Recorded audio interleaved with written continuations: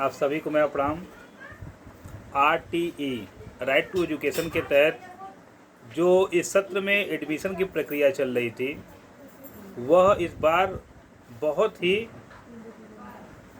अनसुलझी रही।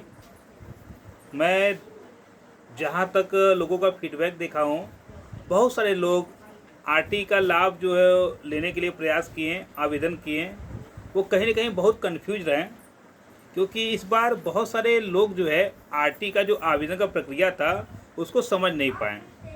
तो मैं उनको जो है बता दूं कि सारे लोग जो है RT का जो प्रक्रिया था इस बार उसको कैसे समझेंगे, उसको मैं बताना चाहूँगा। सबसे पहले देखिए, राइट टू एजुकेशन जो होता है, सबसे पहले मैं बता दूं कि ऐसे वर्ग को जो है लाभ मिलता है, जैसे कोई अभिभावक विकलांग हो, उनका बच्चा कोई भी मतलब जैसे कि विकलांगता के श्रेणी में आता हो, और दूसरा आय के आधार पे जिनकी वार्षिक आय अत्यंत ही दयनीय हो, या कह सकते हैं लाख रुपए के अंदर हो, और उसके साथ में ऐसे लोग जो जाति के आधार पे आते हैं, जैसे बहुत सारे समुदाय को छूट मिलता है SC ST के माध्यम से, तो उन लोगों को ये 3 तरीके से और कुल मिला जुला 4 तरीके से डायरेक्ट लाभ मिलता है।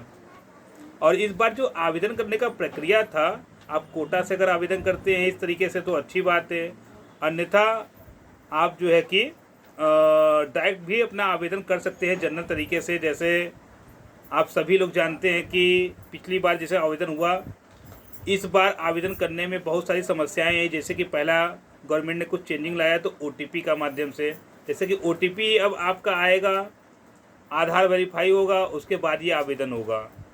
दूसरा इस बार कुछ अलग हुआ, तो ये हुआ कि अब आपके घर में मान लीजिए कमर्शियल, घरेलू या अदरवाइज़ कोई भी ऐसा ID जो आपके एड्रेस को प्रूव करता है, बिजली का बिल हो गया, टेलीफोन हो गया, या ऐसा कोई मकान टैक्स, ऐसा कोई बिल जो आपके घर के एड्रेस को प्रूव करता है, वो अनिवार्य हो गया।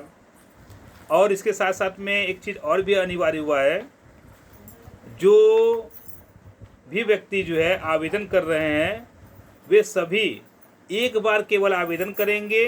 उस आवेदन से आपको एक बहुत बड़ा बेनिफिट मिल रहा है।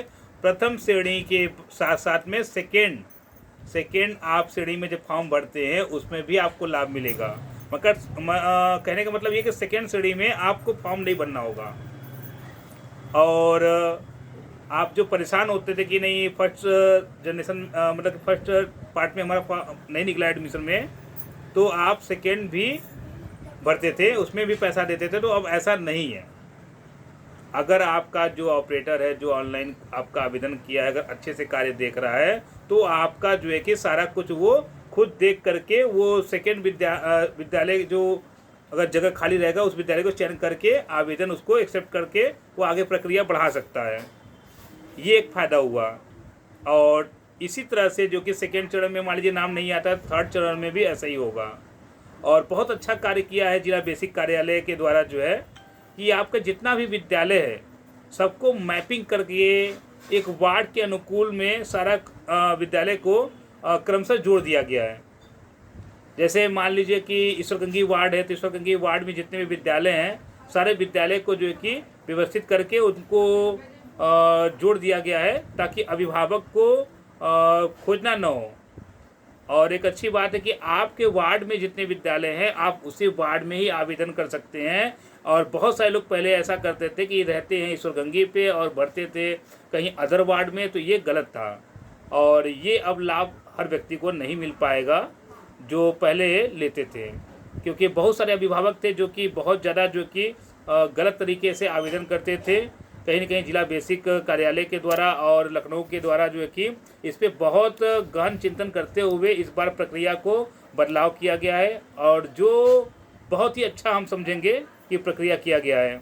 बहुत सारे लोगों को परेशानियां हो रही हैं, क्योंकि हर विद्यालय को एक मानक के अनुरूप सीट दिया गया है कि हाँ, किसी विद्यालय को 6 सीट मिला है, किसी विद्यालय को 13 सीट मिला हुआ है। तो बहुत ज़्यादा सीट नहीं होता है विद्यालय में, तो ऐसे अभिभावक जिनका आरटी में नाम नहीं निकला हुआ है, वो मेरे भी विद्यालय में आरटी के माध्यम से ऑफलाइन एडमिशन चल रहा है, क्योंकि अभी मैं अपने ऑफलाइन प्रक्रिया से एडमिशन ले रहा हूँ और अगले सत्र से ऑनलाइन प्रक्रिया से मैं एडमिशन लूँगा अपने विद्यालय में। तो वो लोग मेरे विद्यालय में भी संपर्क कर सकते हैं और आरटी का लाभ ले सकते हैं। तो मैं चाहूँगा कि जितने भी लोग ऐसे हैं जिनका एडमिशन नहीं हुआ है फर्स्ट सेकेंड थर्ड में, और या आने वाला जो थर्ड अभी है उसमें नहीं हो रहा है, तो मुझसे संपर्क कर सकते हैं 9369743681 पे। और आरटी के माध्यम से जो भी आपको जानकारी चाहिए वो हमसे आप संपर्क करके कांटेक्ट करके ले सकते हैं। लेकिन हाँ, आपसे निवेदन है 9 से 11 बजे सुबह कॉल करें, अन्यथा आपसे बात नहीं हो पाएगी। बहुत बहुत धन्यवाद, शुभकामनाएं।